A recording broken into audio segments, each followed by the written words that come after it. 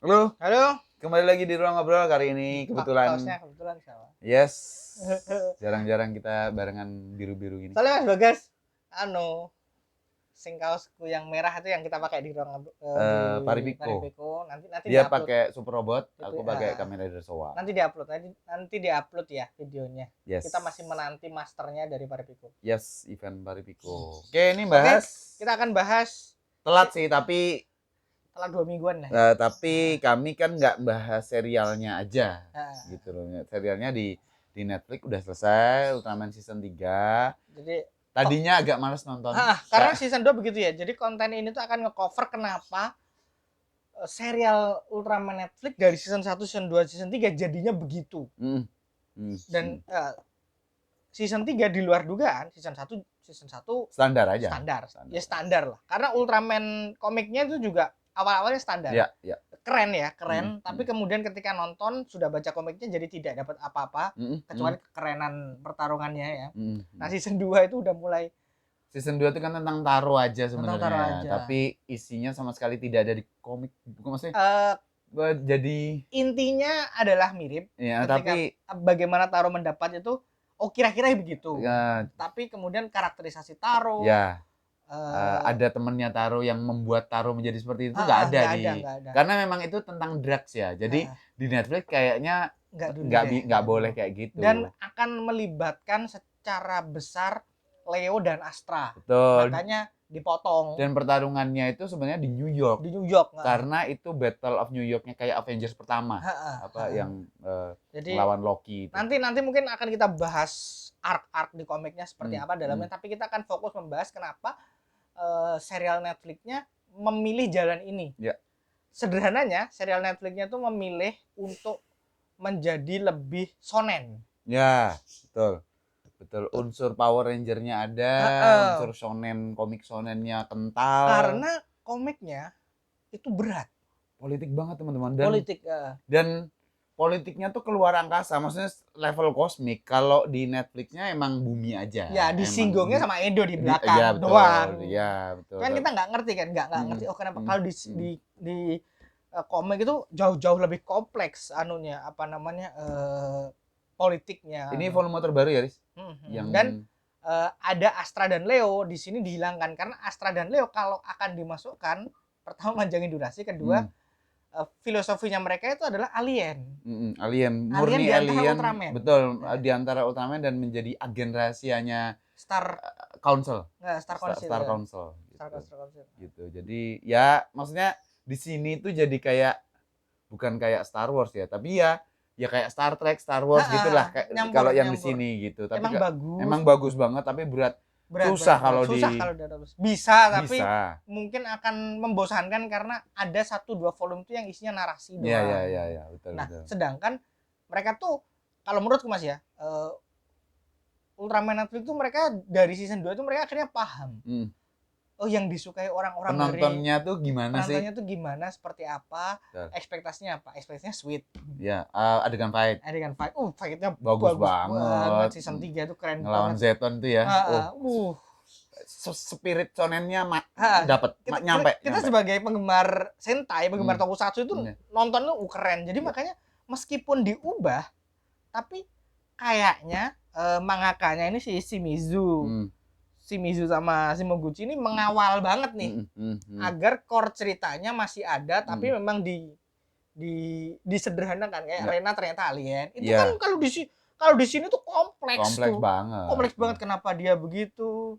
Jangankan Rena dari season 1 sampai season 3 dan Morobosinya nggak diutak-atik. Maksudnya kalau di sini kan dalam banget. Iya, dalam banget dan Moroboshi itu siapa gimana tuh. Karena kompleks ya. Maksudku mereka tuh masih sempat memberikan sedikit spotlight kepada Hokuto soal kakaknya itu masih sempat, tapi Moroboshi itu nggak bisa. Karena itu harus ada tokoh lain. Ada Leo sama Astra. Sama yang itu dia. Yang lebih kasihan di Netflix ini adalah Jack. Tapi ya sudah lah, maksudnya bagus juga sih bahwa Jack masih di Amerika nih. Ternyata dia datang gitu. Tapi Jack di komik kan juga belum terekspos, tapi kita udah ada nih benih-benihnya. Nah, yang di luar dugaan malah besar banget karena mungkin dari season 2 ternyata anunya besar ya. Taro. Gila, Taro exposure-nya gede Taro banget. dampingin Shinjiro banget di Taro sini. tuh mentornya Shinjiro.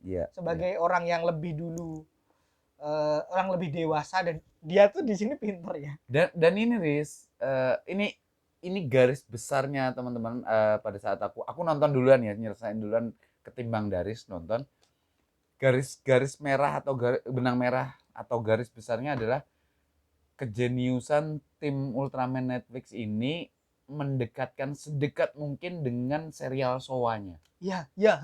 Itu tuh bagus banget. Apa homage-nya. Itu banyak banget. Dan kenapa Taro jadi kental? Karena Taro itu Ultraman bersaudara yang terakhir, yang paling muda. Sehingga tingkat keingintahuannya tuh dijadikan tinggi banget di serial ini gitu. Jadi ini ada apa? Sedangkan sebetulnya Ultraman-nya Shinjiro itu kan Ultraman pertama yang memang udah senior ya, tapi karena Shinjiro-nya lebih muda daripada Taro, akhirnya compare-nya jadi bagus. Adik-adikannya jadi bagus. Ya, gitu. Emang pinter aja sih. Emang pinter aja. Jadi kalau kita tuh pernah nge-review Ultraman pas season 2 itu kita merasa ini apaan sih? Nah, di season 3 jumlah episodenya juga sedikit. Ya, di season 3 ini kita menarik kembali omongan itu bahwa karena season 3 ini dijadikan sesederhana ini, justru malah ditonton dari season 1 sampai 3 make sense. Ya. Betul. Make sense. Tone-nya mirip. Betul. Kalau ditonton sekarang nih, ditonton season 1 sampai 3 maraton gitu, jadi bagus semua. Jadi bagus semua, make sense. Oke. Jadi tanpa ada beban bahwa kita kan nonton udah baca komiknya. Bebannya adalah ini akan jadi serial yang dewasa dalam tanda kutip. Nah, ternyata Netflix tahu pasarnya siapa. Komite produksi mereka tahu pasarnya siapa, sukanya apa, ya udah ditaruh dikasih begitu. Jadi make sense kenapa taruh jadi begitu karena mau dibeginiin. Nah, dan season 3 ini fokusnya Shinjiro. Setelah season 1 dan 2 tuh nggak fokus gitu kan, tapi di sini bagusnya Shinjiro memang dapat porsi yang luar biasa dan emang harus dia. Dan emang bagaimana dia itu, dan nanti dia di komik akan begitu, dia di volume 18 ini udah mulai fokusnya ke Shinjiro. Baru volume 18. Kan penting adalah untuk kusebutkan bahwa komik ini terbitnya belum lama. Tidak lama dari animenya tayang. Nah, kenapa komik nomor 18 ini? Kenapa kok timingnya di Amerika ya? Kenapa kok timingnya begituin? Karena ada satu karakter yang muncul di komik ini dan punya peran vital di serial. Yes. Gitu. Mantan anggota SSSP namanya Arashi siapa gitu. Nah, itu kan bentuknya. Ya kalau kalian yang udah nonton Netflixnya pasti tahu ya, Arashi itu jadi veteran yang comeback ke medan perang. Dia di sini baru di sini munculnya. Dan kalau yang di serialnya dijelaskan sama ide bahwa memang dia tuh agen SSSP tapi bayangan. Iya kan? Dibebaskan melakukan apapun asal tujuannya tuh mengawal SSSP sebenarnya kan gitu. Karena Arashi sendiri yang nggak pingin melibatkan diri di SSSP karena SSSP yang sekarang itu didanai oleh luar angkasa kan gitu, dia nggak mau gitu. Tapi dia mau terlibat karena ada Hayata dan ide di sana. Nah, di serialnya Arashi ini serial Showa tokusatsunya memang perannya gede banget. Dia itu eksekutor untuk hal-hal yang berbau serangan. Ide itu yang si Ide kan memang jenius menciptakan senjata, tapi yang membunuh Zeton dengan tembakan penghancurnya itu adalah Arashi. Memang. Yang mana itu direplika di Battle of Zeton ya. Rocket launcher ya. Enggak deh, gini ya. Gini apa gini ya? Gini, Mas. Gini ya. Gitu. Itu direplika, senjatanya mirip, dipasangin di depan itu sama gitu. Dan teman-teman bagusnya lagi, aku begitu nonton ini tuh ngerasa deket banget dengan Ultraman Netflix ke Showa-nya adalah Zeton Syndrome yang dialami oleh si Shinjiro. Kenapa itu ada? Karena Zeton Syndrome itu apa dulu nih? Oke, Zeton Syndrome. Zeton Syndrome itu kan Shinjiro ketakutan atas mimpi-mimpinya kan, melihat Zeton. Padahal dia nggak ngerti Zeton tuh siapa gitu. Dia belum lahir tuh. Belum lahir kan. Dia pikir itu musuhnya atau sesuatu yang berkaitan dengan Hayata atau ayahnya, bapaknya gitu. ternyata bukan kan kalau di serialnya. Nah, Zeton Syndrome itu muncul di serialnya Ultraman Jack. Jack ya, yang gemuk yang di sini. Yang Ultraman-nya Ya, gemuk. ya, ya, yang di Netflix Ultraman-nya yang gemuk. Hulkbuster. Yang Hulkbuster. Iya benar. Nah, gitu kan.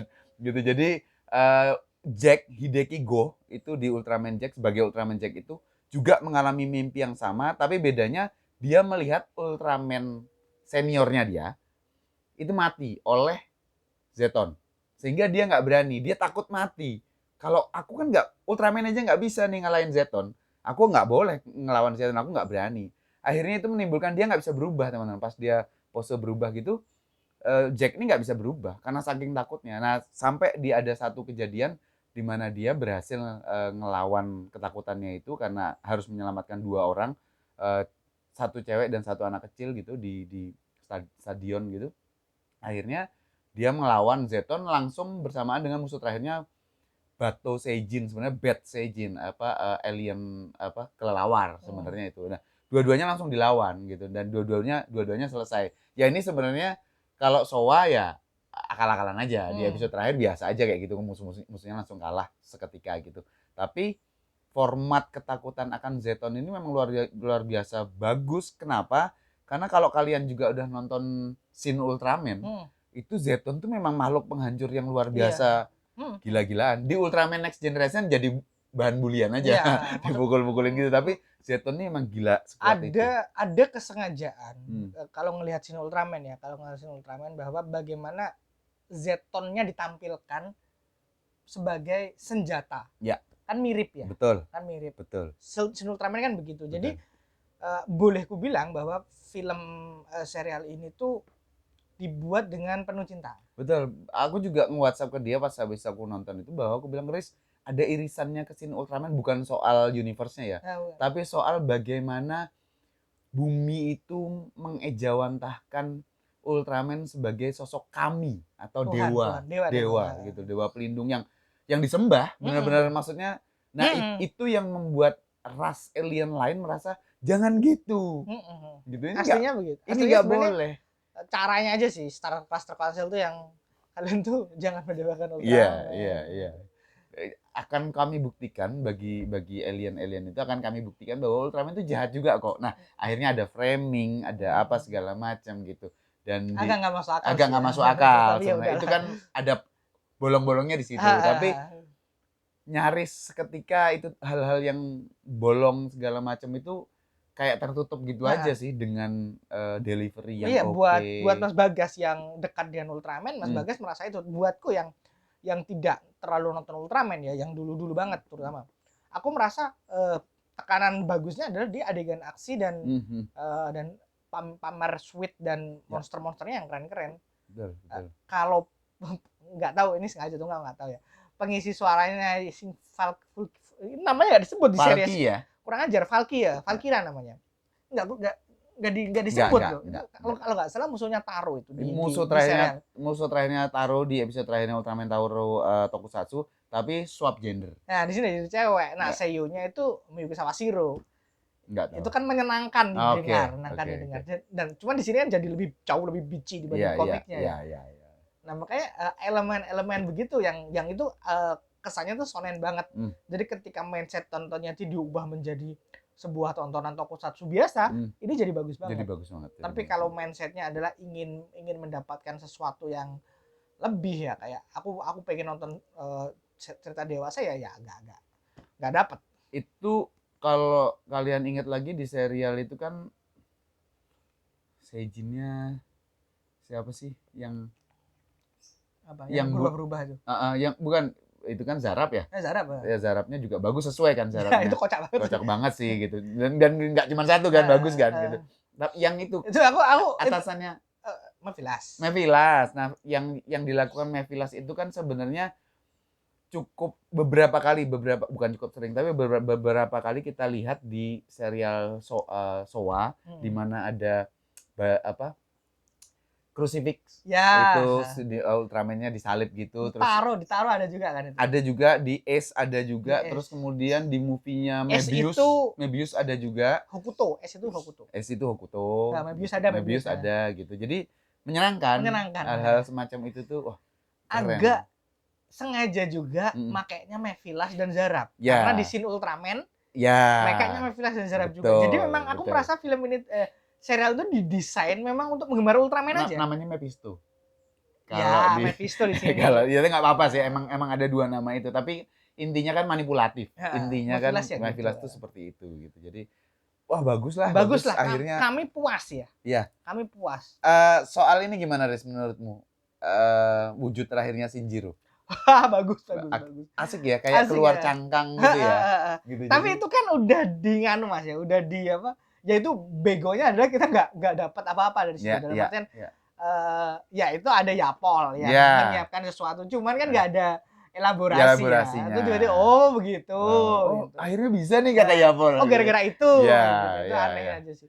Cuman secara look sebenarnya aku agak ada keluhan sedikit ya, tapi ini adalah nitpick pribadi. Maksudku aku itu orang yang nggak suka mulutnya Ultraman, Mas. Betul. Oke. Bibir ya. Nah, jadi ketika desain Ultraman-nya itu kayak gini, kayak yang kita tahu sebelumnya. Ya ini Ultraman ini. Aku suka. Ya, robotik. Nah, begitu mulutnya itu aku cuman mulutnya aneh banget. Cuman itu doang. Betul. Tapi look itu beneran kayak ya tributnya ya. Nah, itu adalah untuk tribut dan ya beginilah kalau udah awareness-nya sebagai Ultraman itu keluar, ya unlock All Unlimited, ya sweet-nya begini. Apa namanya? Ultraman Factor. Ultraman Factornya udah sempurna ya. Walaupun pakai cap itu tidak perlu. Tapi itu kan ya memang. Ya sekali lagi tribut ke. Intinya tribut ke Ultraman sekarang di era next generation Ultraman. Simba ya Ultraman, para Ultraman Simba itu kan udah pakai jubah gitu. Jadi ya udahlah ributnya ke sana gitu. Menyenangkan. Yang jelas kami berdua sepakat bahwa buat penggemar Ultraman, penggemar lore Ultraman, penggemar film ini benar-benar serial ini tuh benar-benar dibuat dengan hati-hati, dibuat dengan ya walaupun tetap terlepas dari bolong-bolong ya karena memang awalnya dari komik ya, komiknya masih belum selesai terus serialnya diselesaikan. Walaupun mereka tuh mencoba membawa ruh komiknya tapi disederhanakan. Dan itu kalau buat aku sama Mas Bagas works. Oke. Makanya pertanyaan terakhirnya adalah apakah layak tonton? Layak banget.